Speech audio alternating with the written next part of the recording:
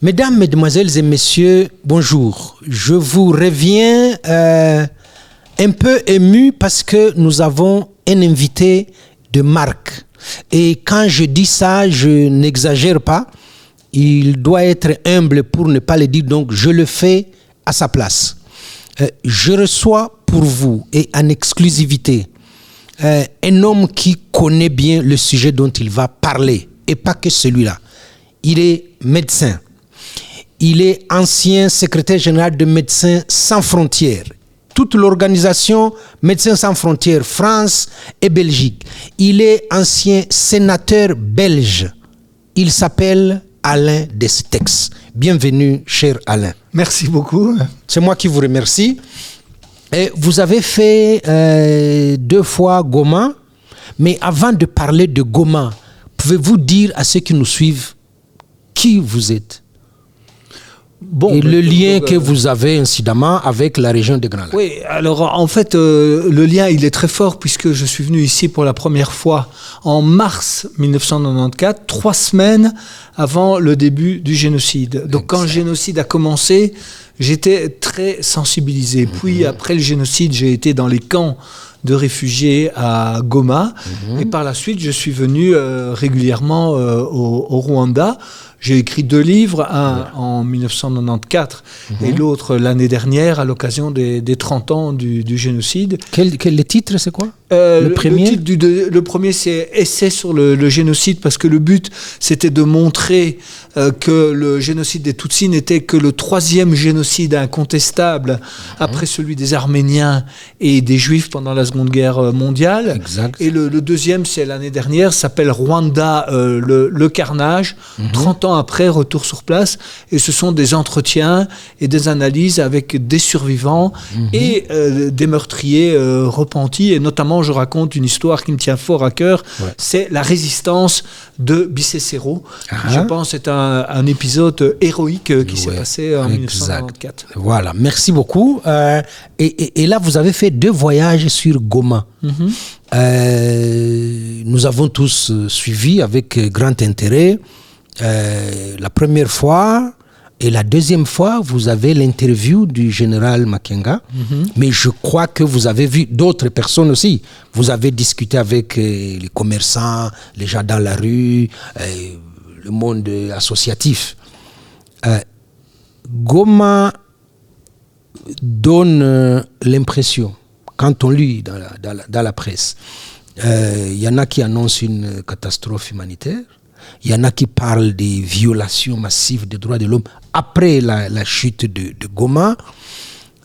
L'aéroport doit ouvrir tout de suite, ici et maintenant. Et c'est quoi la réalité que vous avez touchée à Goma?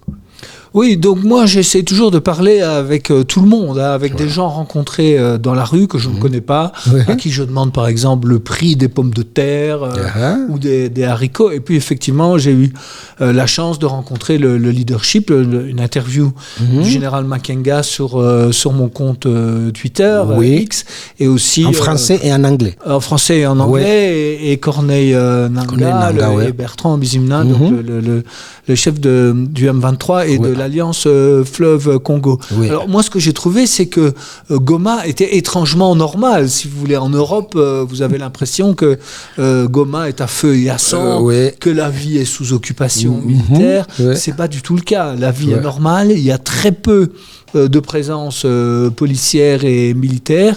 Tous les commerces sont ouverts, les gens sont dans la rue, il y a un monde fou dans la rue, et la seule chose qui est fermée, mais c'est la faute de Kinshasa, ce sont les banques. Donc la première impression, c'est une impression de normalité et même de sécurité, parce que j'ai voyagé quand même assez loin, dans la mesure où l'état des routes catastrophiques le permet, en dehors de Goma, de la ville, bien au nord, vers Rwamangabo et Rutshuru, que vers l'ouest, vers le Massissi. Ah, d'accord. Et c'est quoi ce biais de la presse occidentale qui présente Goma à feu et à sang? Quel est l'intérêt ou les motivations de cette campagne? Je ne sais pas si c'est une campagne. Je crois que les journalistes, par définition, ont besoin de news, de dramatisation. Oui. Et donc, forcément, la prise d'une ville comme Goma ou comme Bukavu, c'est pas quand même quelque chose qui arrive tous les jours. Donc voilà, il a fallu dramatiser la situation. Probablement qu'elle a été dramatique pendant quelques jours, parce qu'il y a quand même eu des combats et des morts. Il ne faut pas non plus minimiser ce qui s'est passé. Mais en tout cas, aujourd'hui, le M23 et l'Alliance Fleuve Congo essayent de réorganiser la ville. Elle a déjà été nettoyée, la population... Ils font du salongo à Goma et à Bukavu d'ailleurs. Ils font du travail communautaire. Oui, on appelle ça salongo. Salongo, oui. Ici, dans la langue locale. Au Rwanda, c'est Umuganda. Oui, Umuganda une fois par mois. Oui. Mais voilà, donc une impression de normalité et la tentative de gérer la ville au mieux pour ce que j'en ai vu, en laissant les structures en place, c'est-à-dire les hôpitaux, les services publics, les écoles, tout ça reste géré par ceux qui étaient là bien avant et qui n'ont pas été éjectés de leur poste. Non, absolument pas. J'ai visité par exemple l'hôpital provincial du Nord Kivu et c'est les médecins, la direction, tout le monde est en place et l'hôpital fonctionne normalement. Et donc, il y a beaucoup de désinformation quand on dit que les gens ont perdu leurs emplois parce qu'ils ne sont pas membres de l'AFC M23.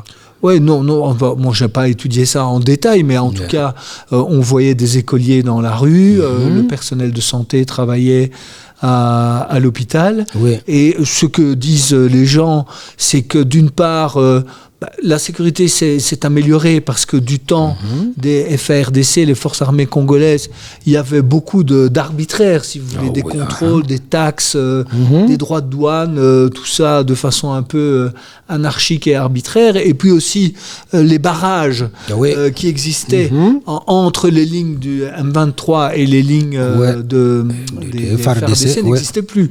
Donc le commerce et les marchandises circulent plus librement. En tout cas, les prix de certaines denrées alimentaires avaient baissé quand j'étais là. Parce que justement, la route Rutshuru-Goma était fermée, la route de Sake pour entrer dans Masisi était fermée, et Sake, vous avez la route qui va jusqu'à Bukavu. Oui, on voit d'ailleurs encore les lignes de défense des stigmates restent de la MONUSCO et autres. On voit encore les restes des lignes de front. Avez-vous vu les gens de la MONUSCO? Alors, j'ai tenté de les voir, mais j'ai seulement réussi à parler avec des soldats, des soldats, et pas réussi à avoir le leadership, mais de toute façon, je vois pas trop l'intérêt aussi, quand même. De les voir, parce qu'en fait, moi, ma conclusion, c'est que la MONUSCO a un bilan absolument désastreux. Ça coûte quand même $1 milliard au moins chaque année. Chaque année, énorme. Et finalement, qu'ont-ils fait? Est-ce qu'ils ont vraiment protégé des populations civiles en 20 ans? Je ne le crois pas. Et ils ont pris parti contre le M23, donc ils sont sortis de leur neutralité. Je pense qu'une force de l'ONU dans ces situations aurait dû rester neutre. Et je suis leur compte Twitter X avec un certain amusement, parce que c'est une propagande absolument insupportable. Et donc je pense que le M23 ne demande pas, ils ont suffisamment de problèmes, je pense. Ils ne demandent pas donc, le départ de la MONUSCO, mais de facto, elle ne sert à rien. Elle reste dans ses casernes, elle ne sort que pour aller faire des courses, pour aller acheter de la nourriture, et elle ne sert plus à rien. Et de toute façon, la région... sous le contrôle du M23 et de l'Alliance Fleuve Congo, elle est de facto pacifiée. Le danger vient encore des FARDC et des FDLR qui ont enlevé leur uniforme et qui se sont cachés parmi la population. On parle quand même de plusieurs centaines, voire plusieurs milliers de personnes. Quand Goma a été libéré, il y avait des uniformes partout.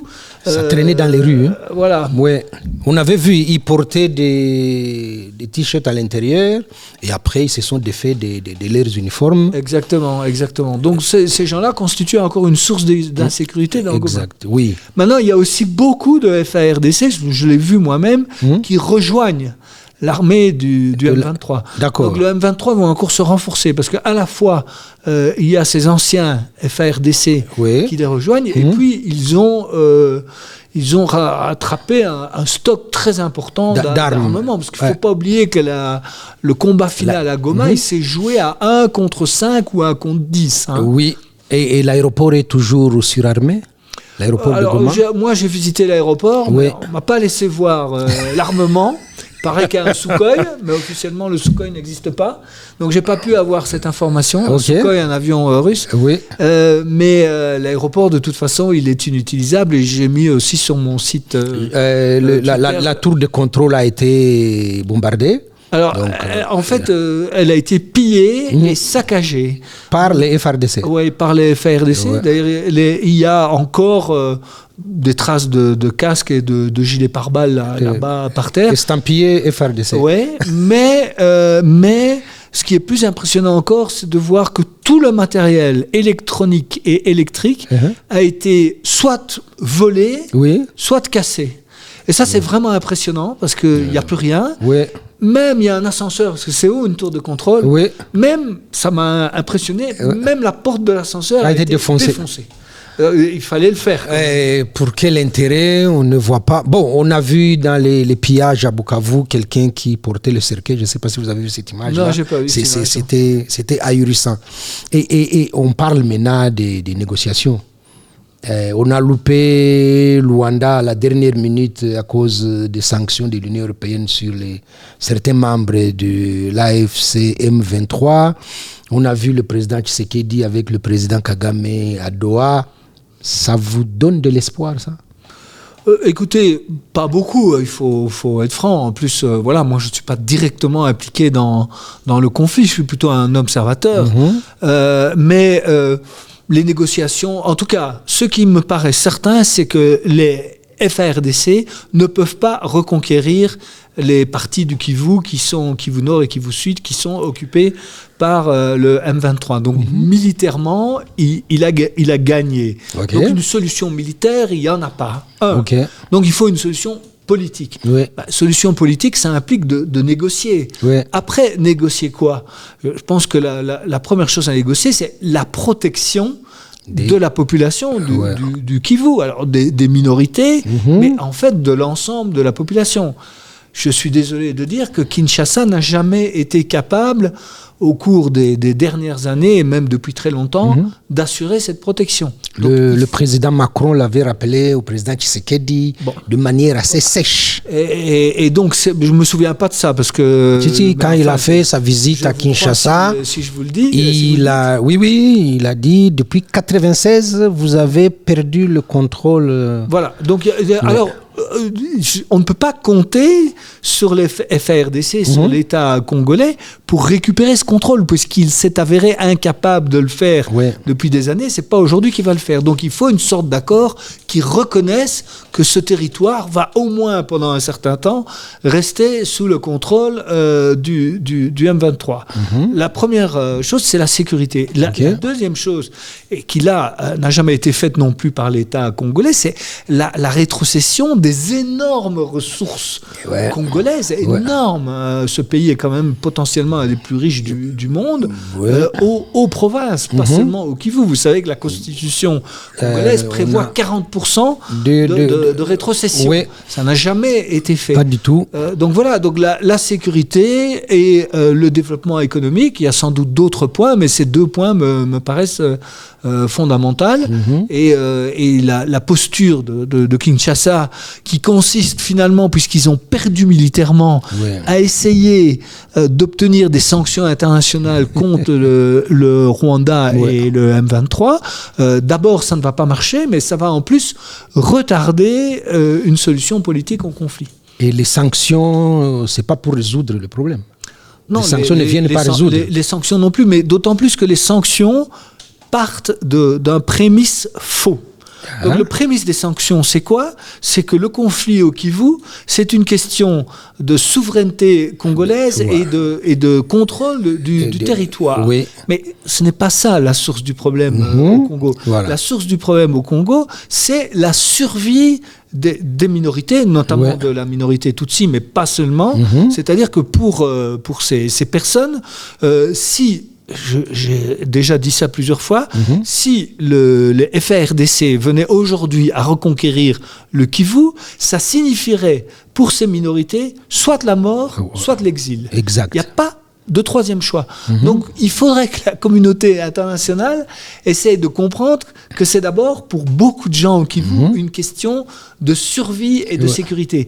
Et c'est pas une question, vous savez, si votre vie est en jeu, la souveraineté et l'intégrité, pardon, je cherchais le mot, ça devient secondaire par rapport à votre vie. Est-ce que l'intégrité territoriale n'est pas de la diversion? Parce qu'on essaie de délégitimer cette cause-là du M23. Le M23 parle de la citoyenneté et de l'identité. On lui oppose les minéraux et l'intégrité. C'est biaisé, comme vous dites. Écoutez, moi, j'ai vu personne du M23 ou de l'Alliance Fleuve Congo qui ne se disait pas congolais et qui remettait en cause l'appartenance du Kivu au Congo. Absolument personne. Et le coordinateur du M23 Alliance Fleuve Congo, c'est Corneille Nangaa, qui lui dit clairement qu'il voudrait un changement de pouvoir à Kinshasa et qui se bat pas seulement pour le Kivu, qui se bat... C'est ce qu'il dit.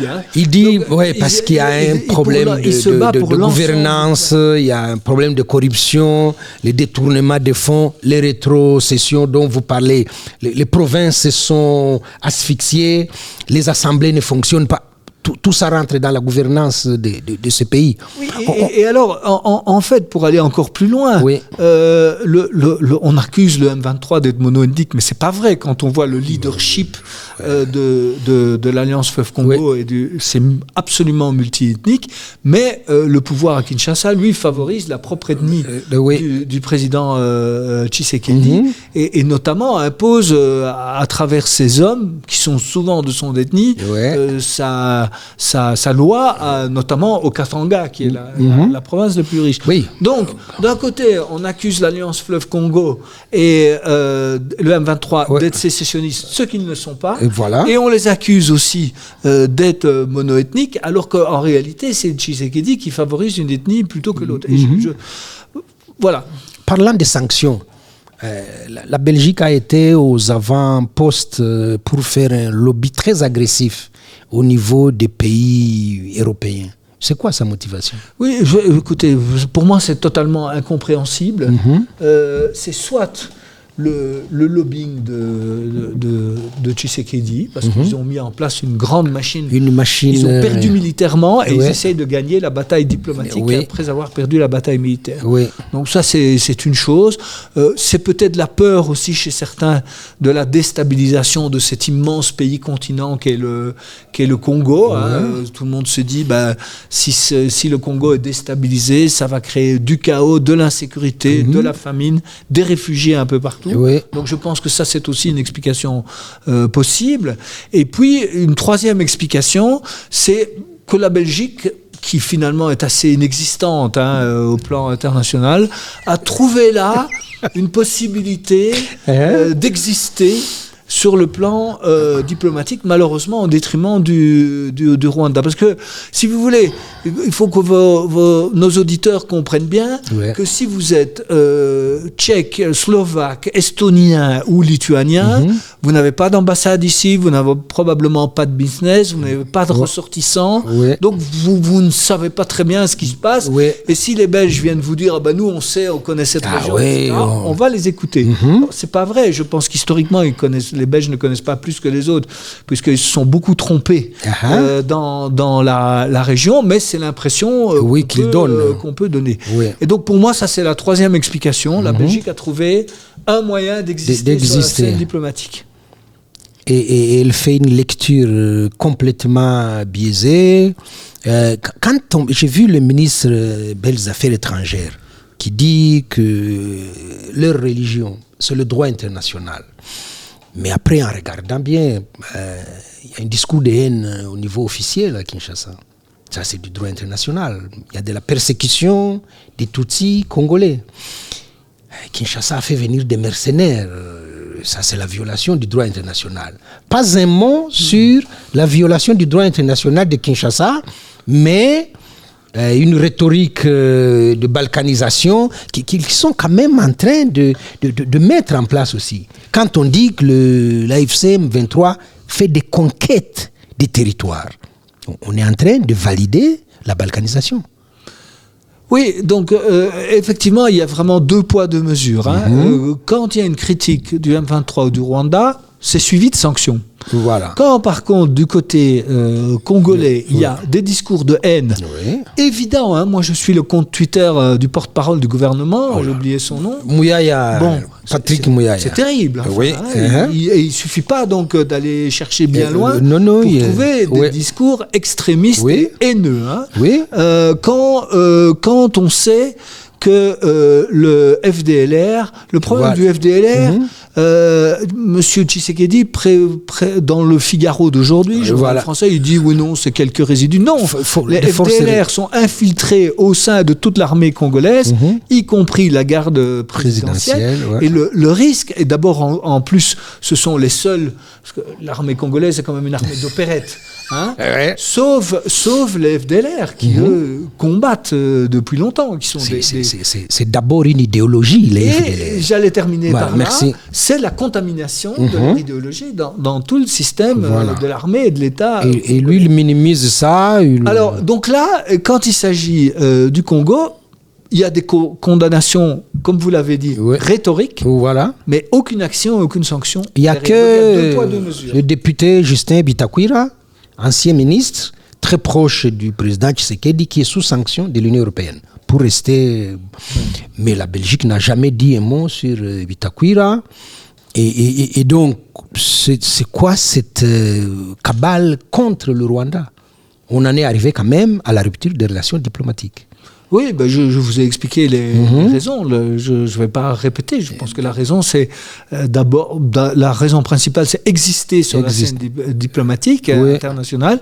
Et puis, il y a aussi la peur de la déstabilisation d'un grand pays comme le Congo. Mais vous qui êtes en Belgique, vous êtes belge, vous vivez là-bas, le Rwanda reproche aux officiels belges d'entretenir le réseau négationniste. Quelle est la réalité du négationnisme contre le génocide? Écoutez, d'abord, je voudrais dire clairement qu'il n'y a pas d'hostilité du tout des Belges par rapport au Rwanda. La population belge est au mieux, enfin, elle est soit indifférente, soit plutôt sympathique, parce que le Rwanda avait quand même ces dernières années une bonne image, avec le développement économique, la gouvernance. Plusieurs fois, on a pu constater quand même que le Rwanda était sans doute un des pays, même pas sans doute, un des pays les mieux gérés d'Afrique. C'est quand même un peu passé dans l'opinion belge. Donc ça vient vraiment des dirigeants politiques. J'insiste là-dessus parce que j'entends parfois, maintenant, même ici, quelques sentiments hostiles par rapport aux Belges. Non, il n'y a pas d'hostilité des Belges par rapport aux Rwandais. Ça doit être bien clair, et bien dit. Mais c'est au niveau de la classe politique et des décideurs. Oui. Au niveau de la classe politique et des décideurs. Alors oui, c'est vrai qu'il y a des discours négationnistes et révisionnistes en Belgique, mais c'est très compliqué de lutter contre ces discours parce que nous avons des lois qui protègent la liberté d'expression et les lois n'interdisent pas de tenir des propos négationnistes ou révisionnistes. Donc là, j'aurais tendance à dire que c'est vrai qu'il y a certains partis politiques qui sont infiltrés, mais il n'y a aucune volonté politique du gouvernement belge d'encourager ou de tolérer ces discours. C'est juste qu'ils n'ont pas le choix. Là, si vous voulez, je me fais quand même un peu l'avocat du gouvernement belge parce qu'il n'en peut rien. Donc voilà. Ils ont raté la commission mise sur place sur les responsabilités de la colonisation parce que le but, c'était d'avoir des experts, des professeurs d'université, des historiens et tout ça. Et on avait vu qu'ils avaient glissé une jeune Rwandaise qui venait de sortir de la fac depuis 2 ans. Oui, et puis qui était proche des anciens milieux génocidaires. Voilà. Et 2 ans après la fac, on ne peut quand même pas prétendre être expert. Ces gens, je ne vais même pas citer leur nom parce que les citer, c'est leur faire de la publicité. Exact. Mais vous avez une association qui est clairement négationniste, révisionniste et qui est composée en partie, et pas seulement, parce que sinon ils vous font des procès de fils de responsables de l'ancien, d'enfants de responsables de l'ancien régime. Et ils sont extrêmement actifs et ils essaient d'infiltrer les partis politiques, la presse, ils font des communiqués, etc. Mais avec nos lois, c'est très difficile de lutter contre ce phénomène. D'accord. Et donc, on parlait de... Comment vous voyez l'avenir de la relation entre le Rwanda et la Belgique ? Écoutez, pour le moment, je pense qu'elle est mal barrée pour quelques mois ou quelques années. Quels sont les canaux par lesquels on peut espérer se rabibocher, soit... Écoutez, vous savez, quand il y a une crise, il ne faut pas chercher à se rabibocher tout de suite. Il faut attendre un peu. Il faut voir quelle va être... Est-ce que le gouvernement belge va continuer cette campagne absurde contre le gouvernement rwandais? Est-ce qu'il y a des voix un peu sages qui vont finir par s'exprimer en interne. Belgique. Maintenant, les canaux, ils sont assez évidents. Il y a énormément de citoyens belgo-rwandais. Il y a quand même une diaspora importante en Belgique. Donc, je pense que ça peut être un canal important. Ce qu'il faut surtout, je pense, c'est maintenir des dialogues privés. Mais au niveau gouvernemental, je pense qu'il n'y a pas grand-chose à faire. Il y a quand même des pays amis sur lesquels on peut se croiser. Il y a cette diplomatie parallèle, un pays qui vient parler à l'autre. Que l'histoire est tragique. Je pense que ça, c'est quelque chose que le gouvernement belge, et en particulier le ministre Prévost, ne comprend pas. Il ne comprend pas qu'ici, dans la région, on ne joue pas. Voilà. Ou si on joue, c'est avec la vie et la mort. À ressasser comme ça les fractures, les blessures. Ceux qui ont fui. En 1959, il y a encore des gens vivants aujourd'hui, y compris à très haut niveau ici dans le pays, et que quand on a dû fuir sa maison à cause de la politique de la Belgique, quand on avait 4, 5 ou 6 ans, et qu'on était heureux, qu'on se retrouve dans un camp de réfugiés à l'étranger, ça laisse des traces. Et donc, et que ici, finalement, l'intégrité territoriale du Congo, ou la souveraineté d'un des États les plus pauvres, les plus corrompus du monde, qui ne fait rien pour sa population. Il faut bien le dire que les Congolais vivent dans des conditions absolument misérables et dramatiques. Donc l'intégrité territoriale et la souveraineté nationale, quand votre vie est concernée, vous, excusez-moi, je vais parler vulgairement, mais vous n'en avez pas grand-chose à foutre. On n'en a rien à cirer. Rien à cirer. C'est plus poli, vous êtes plus poli. Non, mais bon, donc, vous êtes en droit de le dire. Il faudrait que M. Prévost et le gouvernement belge comprennent qu'ici, dans cette région, c'est pas un petit jeu diplomatique. Je le répète, pour les Tutsis du Congolais, je vais encore les Tutsis du Congo, si le régime de Tshisekedi reprend le contrôle, c'est la mort. Une question existentielle. C'est une question existentielle. Et ça, malheureusement, je ne sais pas pourquoi le gouvernement belge et le Parlement belge non plus ne le comprennent pas.